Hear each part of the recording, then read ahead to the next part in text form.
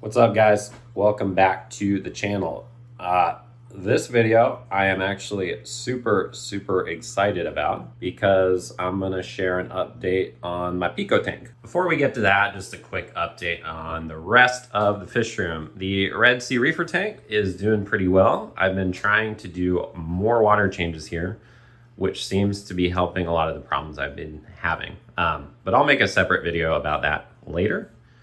Freshwater tank is good as usual, easy peasy. Just some epiphytes, some CO2, and some floaters. Pretty maintenance free, and I think looks nice. And I also, in the macroalgae tank, am quarantining a yellow chorus wrasse, which will go in there. And also, I'm still acclimating this mangrove to full salt water, and then I'm going to move it in there. Things are kind of chaotic as usual. I've got this trash can out. I'm mixing salt water. The utility closet is a complete mess as usual, but that's okay. I've been working on a lot of projects, one of which is this Pico tank. So I'm super excited to share this. Quick rundown on the tank. This is a 5-gallon cheapo tank I got from Pico. This build was originally designed to be kind of a budget friendly build, and I still think it is. Everything, all the equipment is pretty cheap to buy. It's all in kind of lower end. I've had it running for a little over a year, actually 13 months now. And yeah, I'm super happy with how it turned out. So there's a lot going on here. So I'll kind of go through piece by piece to explain what's going on. First, I'll point out the Kraken.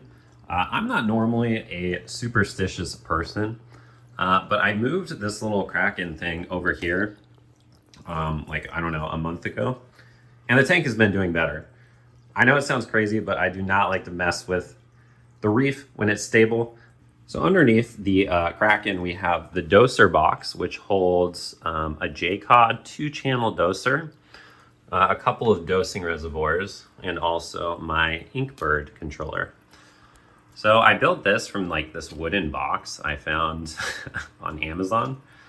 I basically, spray painted it, put a few holes in it for the dosing lines and also the power cable in the back.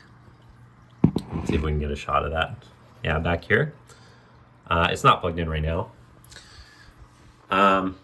Yeah, just because this is, so let me back up a bit. This system, I have no fish. It's a really small tank, so it's hard to fit fish in.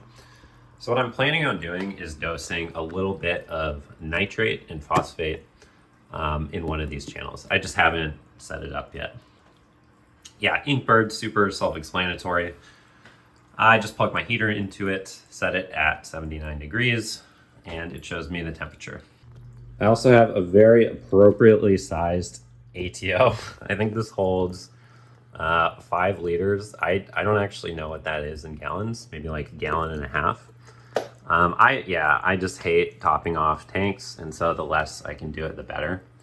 So it's just got a little sensor in the back here, and when the water level drops, it kicks on this pump and tops off the tank with fresh water. For lighting, I have 2 things, and don't worry, I'm gonna get to this guy soon. This is my favorite part of the build, but first the lighting. This is a Noob Psych Mini fixture. I'm super happy with it for the price. I think I paid like 80 bucks for it, and it even came with the mounting arm, which is nice. And yeah, it's hard to film it, but I think with the orange filter, like, this is pretty close to what I see. So I really like the color spectrum it provides, at least visually. It makes a lot of stuff look really nice, which I like. Okay, now for, I guess, the elephant in the room. Elephant in the room. I also built a hang on the back filter out of this tiny tote I found at Home Depot. So I found these super adorable 6.5 quart totes at Home Depot, and I saw it and I didn't have this idea in mind of creating a filter out of it, but I knew I had to take some home for some kind of a project because they hold water and they're very easy to drill into because they're plastic. So what I came up with is kind of, I guess, what you might call like an overhead sump design. So normally in like, you know, a traditional reef tank, if you want to call it that, the sump and filtration drains into a compartment beneath the tank. Here it's kind of the same idea, just reversed. So we have our display on bottom and our sump above it. So how it works is water is fed in from this pump. I'm kind of hiding in that back corner. Goes up here, goes into some filtration. So what I have right now is just some filter floss. You can see how much stuff it picks out. I probably need to change that. Let's change that. So beneath the filter floss I just pulled out is just a coarse foam sponge. And then underneath that, I have a bunch of ceramic media. It's a really large amount of media for a tank this size, which is really nice. And then over here, we have my favorite little compartment. This is where I can stash frags and macroalgae, without having it kind of clutter the display, which I love. So currently I've got like some Sprung's burning bush macroalgae. I've got a jawbreaker mushroom in here. I've got a photosynthetic sponge. What is that? A Montipora, a couple more mushrooms. So yeah, just super nice to have like the storage area. Long term, I don't know if I'll keep it set up like this. I may just try and grow out macroalgae up here. And yeah, this is lit by a Reef Casa LED. This thing was also pretty cheap, like 50 bucks or something. The color I don't like as much as the Noops Hike, but I'm not, back here staring at this all the time. And the corals seem to be okay with it. So that's all good in my book. So yeah, pretty much all I did was I drilled a hole in this for the return here and put a bulkhead in. That's pretty much it. And it's just held in here or standing on, can't really see them, but some like garden pavers and kind of wedged between here and here. So it can't really go anywhere. Yeah. I forgot to mention, I also have my heater in this compartment with the Inkbird probe. So heater is out of the display, which is nice because before this, I had my heater inside the display and I want to get as much stuff out of the display as possible. I hate looking at equipment, which is also, by the way, why I tried to make everything black that I didn't want to be seen. So the tote is black. The pipe here is black. I painted the background black. I even painted the back of the ATO reservoir, so you can't really see the cords and cables as much. Because yeah, it just, for me, reduces kind of visual clutter, even though there's a lot of clutter here. There's a lot going on, but it's all stuff that I want to look at, not stuff I don't. Something like that.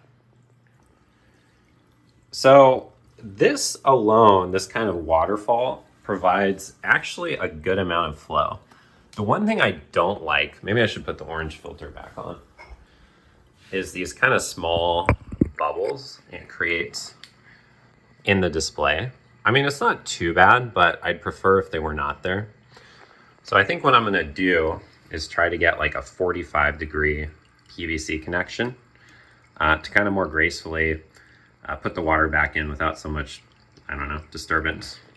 In addition to the return for flow, I also have this teeny tiny wave maker I found. What's crazy is it's a USB wave maker. So it just plugs in with USB, which is actually kind of nice because I'm running short of outlets on my smart strip. So yeah, all of the coral is pretty healthy. It is a true mixed reef in the sense that I have soft corals like mushrooms, zoanthids, I have LPS, like here, these Favias, jack-o'-lantern, Cyphastria. And then I also have some small polyp stony corals, mostly monoporous species like digitata. I got a stylo back there, and it's all doing good. And I also have this micro alveopora thingy, which I actually really, really like. I don't really see this too often. I found it at a coral farmer's market, and it was unique. It was the only one there, and I just had to have it, so I got it. But yeah, all of the coral is doing super well. I'm super happy to watching this grow out some more. Hopefully, eventually, these zoas and mushrooms will really start to cover and take over the rocks. And yeah, pretty happy with it. That about wraps up this video. Please let me know in the comments below what you think of the build. Thanks so much for watching. If you made it to the end, please consider subscribing. I would appreciate it. It would help me out a lot.